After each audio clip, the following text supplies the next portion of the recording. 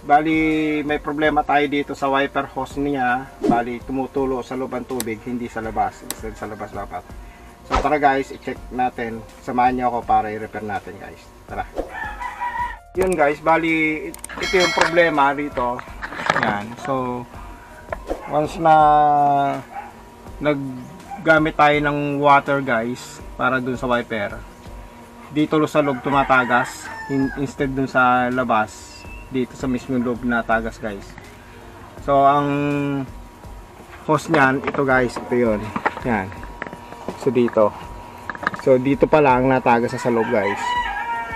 So yun. So nakikita nyo guys, ito yung tulo guys ng tubig yan. Yan. Yan guys. Pag nagamit tayo guys, so tumutulo. Yan. Dito na uhuhulog yung tubig.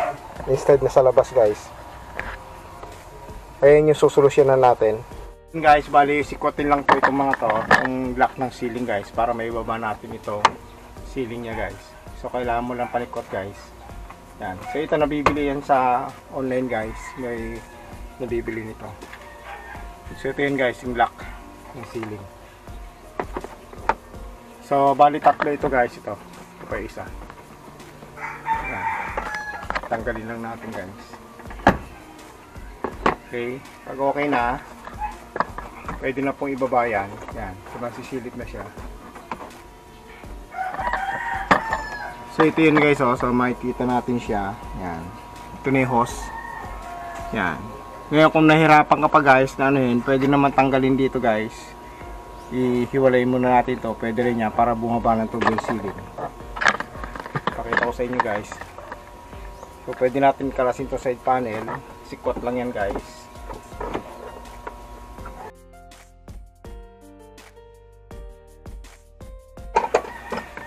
Yan guys, tatanggalin lang ng ganyan. Yan. So tanggalin nyo lang itong seatbelt guys, para matanggal ito side panel. Yan. So naka-lock lang yan guys. Naka-clip lang yan. Bale, ito yung hose niya guys, ito yung coupling niya, ito yung check natin. Yan, kasi dito siya natagas yan sa mismong hose na yan guys. So yan guys, oh, dito nang gagaling. Yan oh, kita nyo. So ibig sabihin, dito sa loob ng wiper ang ano, maaaring nahugot yung hose. Okay, so i-check natin. Bali dito ang problema, hugot ito guys, oh yan. Oh. Nahugot yung hose. Yan. Nahatak to kaya ganon. So ibabalik na lang natin yan guys doon sa loob. Okay, so yun yung problema niya. Nahila yan. Kaya ganon. Kumalas dun sa pinaka fittings niya. Okay. Bali dito lumalabas tuloy yung tubig guys kasi hugot nga yung hose. Okay. Dito guys, babalik lang natin kasi wala naman siyang crack yung hose. So nahugot lang talaga. Bali, ang gagawin po natin dyan, tatanggalin po natin yung wiper nozzle. Hinugot na natin para may lagyan natin. Ang gagawin natin dyan guys, yung hose ipapasok na natin doon. So maglalagay lang tayong guide wire para makuha natin to guys. Doon, nilabas natin na. Yan guys, bali hugot po siya. Para may balik natin yan doon sa nozzle guys. So ito yung guys yung nozzle tinanggal natin. Bali lalagyan natin guide na tali ito guys papunta doon sa labas. So ganun po. So ito guys, kumuha tayo ng tali. Yan. Susuot natin mula rito hanggang doon sa labas para may suot natin. So yun po, yung tali na ilalagay natin, pinaka-guide niya. Bali, may butas po yung pinanggalingan ng nozzle. Yan. So dyan po natin ipapasok yung tali. Yan. Pag naipasok na po natin yung tali yan dyan, ngayon, hihilayin naman po natin sa kabila, yung sa loob. Bali, angat natin itong pintuan ng sasakyan guys at hihilayin naman natin dito sa loob yung tali na nilagay natin sa labas. So ganun po. After po na mahila natin yung nilagay natin tali, ang kailangan natin gawin, itong hose na to, kailangan mapalabas natin sa kabila. So ang gagawin po natin yan, kukuha tayo ng electrical tape, kaya scotch tape, itali po natin siya dyan bago hilahin natin po sa taas. So yun guys, bali lagyan lang po ng electrical tape o kaya scotch tape nga. Pag okay na, hilahin palabas yan. So kailangan medyo mahaba po yung tali na ilagay mo para mas madali, lalo kung ikaw lang mag-isa. Yan po, so ganun. Bali adjust mo lang siya pag mahirap ipasok.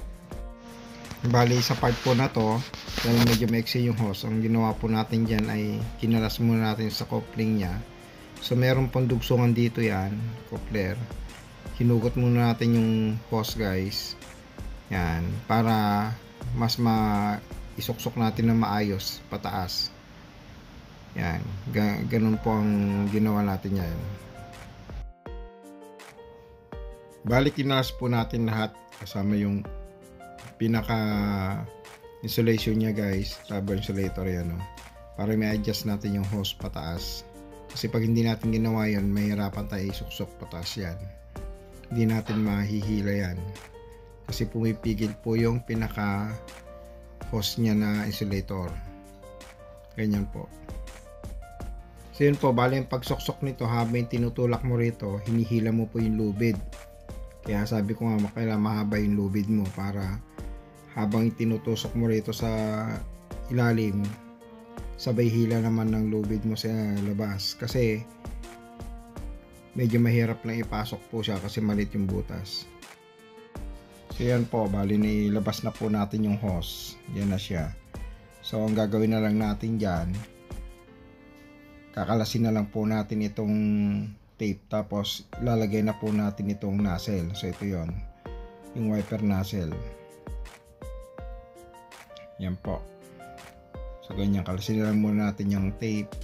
Yan, pag nahugot na, tsaka natin nilalagay itong nozzle. So pag nilagay natin yung nozzle guys, bali ipupush mo lang naman yan kasi nakaklip lang po yan.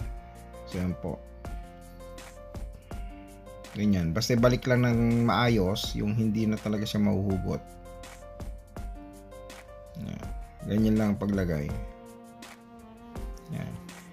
Tapos pag okay na, ipupush mo lang, papasok yan kasi may clip naman po yan, kaya hindi ka magkakamali na ilagay yan. Yan, okay na po. So yun po, after po may lagay dun sa nozzle yung hose. So nandito na po tayo sa loob guys. Ito naman po ipipix natin yung mga hose na yan guys, yung pinaka insulator ng hose yan. So yan po, idiin lang po yan pagbalik, dinidiin lang naman po yan guys pag binabalik.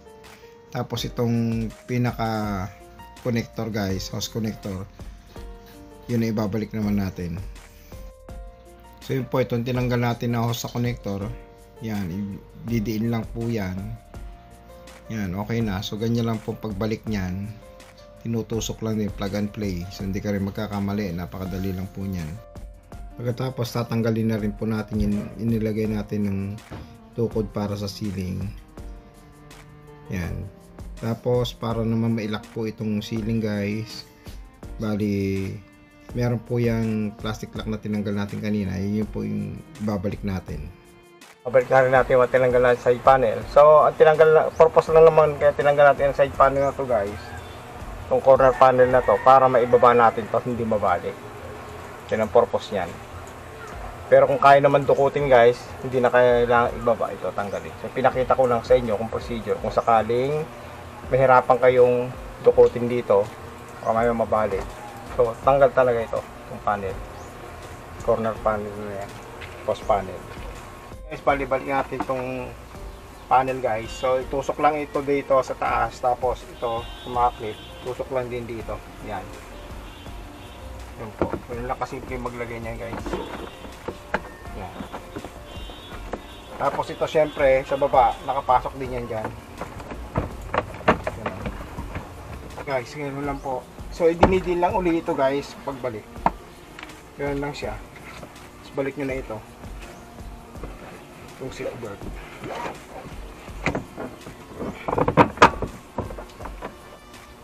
Yan. Tapos ito, dinidin lang yan guys. So okay na, yun po. So yan guys, balik tatry natin kung tutulog pa rin dito sa loob. So yun guys, check na po natin kung okay na ginawa natin. So yun guys, yan sa labas na siya tumutuloy, hindi na sa loob. Okay. Yan.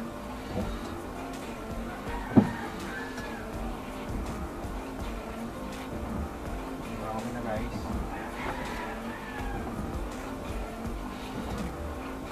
Ibalik na rin po natin yung mga lock niya, ang ceiling, para hindi siya mag-vibrate pababa.